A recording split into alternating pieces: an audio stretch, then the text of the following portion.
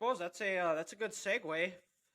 Ethan bringing up the Vikings. Their season came to an end Sunday, losing to the Giants 31-24. The defense was terrible. It was awful. I don't know how Ed Donatel still is the defensive coordinator. KOC said today they're still in the evaluation mode of whether Donatel will be. Are they waiting for Raheem Morris to not get a head coaching job and then for him to? That's what I'm honestly wondering, because also the Rams cut 8 coaches loose tonight. So. Oh, really? Well, remember last week McVay told his staff, guys, go ahead and go out and do interviews, if you want, because he didn't know if he was coming back. So maybe Sean knows he's going for one last hoorah next year, and he needs to change things up because maybe the Rams are getting a little stagnant. They got a lot of Rams, but you get what I'm saying, where it's like, hey, we won the Super Bowl.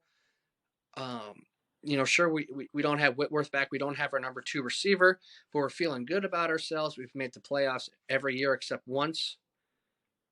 And they have no that Sean's been here. Maybe he just. And they're probably close to the cap. Oh yeah, and they're cap strapped. They're in cap hell. The bill came due. They kind of just kept pushing it down the road, and it finally came due. But that's not even saying Aaron Donald removed NFL D lineman for the Rams from his profile for a little bit on Instagram or Twitter. So you got that fiasco starting again. Oh, for sure. Who the fuck knows what they're gonna do? Yeah, who knows? Maybe Sean is just sitting back and he's saying, you know what? I need to totally refresh this thing and get some new blood, new energy in this organization. So I'm going to let a bunch of coaches go. But yeah, who knows? Maybe there's some steam for Raheem Morris to come to Minnesota with his old colleague and Kevin O'Connell. Yeah, well, and they could use him. And that because Giants, they ran for 142 yards. Daniel Jones ran for he had to be close to 80. I don't have the numbers in front of me. I think it was 8. It was 78. 78, yeah. And their defense, they look slow. And Giants controlled the game for pretty much all of it. They did a good job of shutting Justin Jefferson down. I think they looked at it and said, we can let Hawkinson have a day. He's not going to beat us. Doesn't have the explosiveness. And they just said, let's keep Justin Jefferson in front of us. And they did. He had 1 catch in the second half for 4 yards. He only had 7 catches for 47 yards on the day. And, there's a lot you could say about the throw by Kirk on 4th and 8, but Dexter Lawrence had a say in that. The Vikings struggled to protect. That guy was a man possessed. He might have looked like Aaron Donald a little bit. And also, Leonard Williams too. Yep, and Kayvon Thibodeau, he looks like the top 5 pick that the Giants drafted him. Well, it's funny, Dylan. Those 3 guys you just mentioned were all first-round picks. And like what we said, even back in April, the Giants, they want to rebuild this team. You need to dominate the line of scrimmage, and that's why you spend so many first-round picks on these guys up front, and they won them a playoff game. It did. And Ethan, what were your thoughts on the game? You already mentioned the defense is just atrocious, slow. Eric Kendricks looks like he's literally stuck in quicksand every play. He's literally behind the play every single. It's not even close to the same player they had last year. I don't know what the hell happened. Whether it's a scheme fit, he doesn't understand the system, or doesn't trust people around him. I think it's partially. I think it is because he was drafted to play in the 4-3, and they switched to a 3-4 this year. And when you're playing Saquon Barkley, any linebacker on Saquon Barkley is a win for the offense. Unless your name is Fred Warner. Yeah. And I watched it happen to Michigan when he was playing for Penn State. We saw it live at Iowa City. We saw it live at Iowa City. I stood 5 feet from him. But they were slow, and Donatel is awful. Hopefully something gets figured out there, because on that part of it, and then they've got a lot of personnel decisions to make, because there's a lot of guys that they're going to have to restructure, or they're not going to be playing for the Vikings. A lot of staples. Adam Thielen, he's owed $19 million. Dalvin Cook's owed $14 million. Harrison Smith's owed $19 million. Brian O'Neill is owed $19 million. Eric Kendricks is owed $11 million. Oh my goodness! And Like- it sounds like Thielen played his last game in Minnesota, just Yeah, did going you see off his of wife's comment? what his wife Mhm. posted. I just saw that. I think Cook's going to have to probably restructure his deal as well because he isn't what he Well, was. I shouldn't say isn't what he was, but I don't know if it's the offensive line or just the scheme. No. But that's a lot of money to pay a running back. And Madison has been proven to be a solid backup. Well, Dylan, And the way the NFL is, you can cycle running backs in and be fine. It's just not a valued position anymore. I think what happened to Dalvin is just like what happened to Jonathan Taylor this year in Indianapolis. Eventually, all these touches and all these carries and the pounding it takes on your body, it catches up to you physically. Because I think, was it a run in the second quarter, Ethan, where all he had to do was make one guy miss, and if he makes that guy miss, he scores. I look at you and I say, old Dalvin from 2 years ago would have scored. He just doesn't have the juice anymore, which is why, if you have kids and they want to play football, don't let them play running back. And if they do, don't let them have over 200 touches a year, because eventually Father Time is going to catch up with you, because these linemen are so big and these linebackers are so fast and so physical. Eventually, you're just going to kind of fall off a cliff. Honestly, like if they do move off from Dalvin, I kind of hope they move off of Madison too. Go with Ty Chandler as your starter, and then bring another guy in, because I'm not a big fan of Madison. I don't think Madison's really the one. I don't let him go. You let. Yeah, I don't think he's that great. No. I've never liked him very much. One, that's because I have Dalvin in fantasy, so every time he did something positive, I would just hate him. But two, I don't think he's that good anyway. But give Ty Chandler some run, and then get someone else to do that 1-2 punch like the Chiefs are doing. They don't have a number one, but they can move the damn ball. Yeah, they have a seventh rounder and Jerick McKinnon coming off ACL injuries. Yeah, exactly. But even then, like Donatel, I'm still 50-50 on. The only thing that he really had working on the defense this year was Za'Darius and Daniil. But like, they those disappeared are the only too two down the positive stretch. things in the entire offense, and they were good. They were top 5 each in pressures per stats or whatever. But it never really.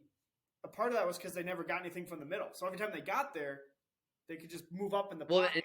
Like there was nothing. There was no pressure. In return, what was the frustrating part on, especially Sunday, was the lack of the pass rush integrity from Za'Darius and Patrick Jones. Patrick Jones was just, oh my God. Terrible. They would beat Evan Neal or, have a good rush on him and get to the quarterback level and just run right by Daniel Jones. And Daniel Jones is a sneaky athlete because he's a white quarterback. And he would just see this opening and say, I'm going to take off. If Patrick Jones would have rushed with some integrity, he would have fallen back and he gets Daniel Jones. And guess what? He doesn't have 78 yards on the ground. And a lot of those 2nd and 14s that the Vikings had, 3rd and 5. That were 3rd and 5s, guess what? They're 3rd and 9s. They're 3rd and 10s. You're not setting the Giants up for success because you're rushing with no integrity. So that was something they needed to clean up too with the pass rush on Sunday. Yeah, and back to the list the guys owed. I think the only one that like you probably most Vikings fans would be okay with paying would probably be Brian O'Neill, but he can't. The big question with him is can he stay healthy? But then, Dylan, I think you look at what happened on Sunday and how the Giants' defensive front dominated this offensive line. Brian O'Neill, when healthy, he's a top 5 tackle or top 5 right tackle in the NFL. You just don't let guys like that go. No, you have to pay him. I don't care if he can't stay healthy or not. I'm paying him. I'm paying Lane Johnson, and I'm paying Tristan Wirfs. Even if they only give me 12 games in the regular season, I need those horses up front. And I'm paying Harrison Smith because Metellus Bennett was god awful when he replaced him. And then also, Josh Metellus, you mean? Was that Josh Metellus? Josh Metellus, I don't know what. But he was well, and then also, Lewis Cine barely played. He barely played this year because of the ankle injury. So you didn't even get a lot of film on your first rounder to feel confident in letting Harrison go because you have someone who you can believe in the future. I don't want to pay him 19, but I feel like you could definitely restructure that. Yeah, and he seems like a guy that would be willing to. Yep.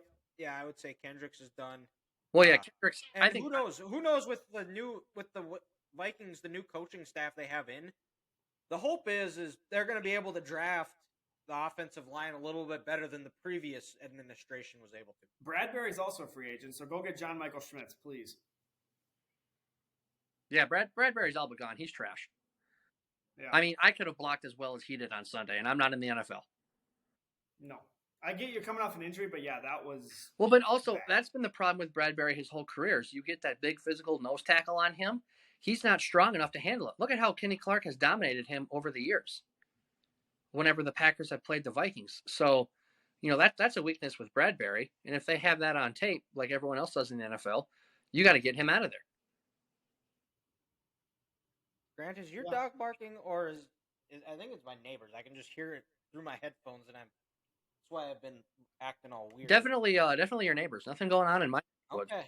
Yeah, I don't know. I don't have my dog yet, so it's not He's mine. barking bloody murder. You can just hear Yeah, it. dude. There's definitely something going on in the 701 right now. Nothing Yeah. in the 612. No. Nah, I heard a siren a little bit ago, so don't say Well, nothing. that's just another Wednesday in St. Louis. Just a different type of action. Yeah, that's just a Wednesday in St. Louis Park. We've come to get used to that by now. Yeah. Well, the Vikings season ends. We'll see how their off-season plays out. Real quick though, like what Ethan said, I think T.J. Hawkinson saved this season. 100%. That's another guy they're gonna have to pay too. Well, remember he's this was just. Or is he? Is this his? Well, I that think his fourth year, and they picked up his 19, fifth 20, year? 21, 22. So I'm guessing the Lions probably picked up that fifth-year option going into next year. So he'll have at least, I'm guessing, one more year left before they have to pay him. They'll probably have to pay him either going into next year or next offseason. Yeah. Let's see here. Yeah, they did. They picked it up in April. Yeah, so they have that going for them. The Giants did not pick up Daniel Jones, and they're gonna have to pay him. And well done coaching job by Dable. Well, and then also, like, let's give some credit to Mike Kafka, the offensive coordinator. Yes. Yep. That's a good staff in general between Wink, yep. who should be a head coach in the NFL. Kafka probably, if they stay on the upward trajectory, probably going to be a head coach in the next couple of years. Probably next year or 2 years after this. I think he was even getting some interviews, I think, this year. Yeah, he was, but I heard he turned them down while the Giants are playing.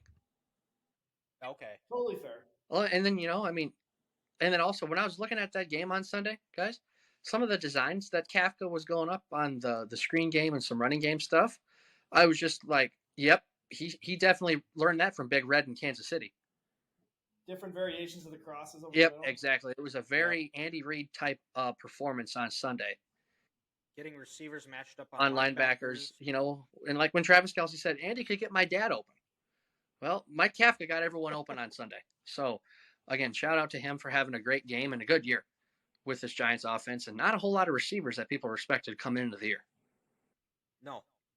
Yeah, well, the one that most people on paper thought was the best receiver, he played in 2-3 games, was a non-factor. I think had the whole time. Had one catch.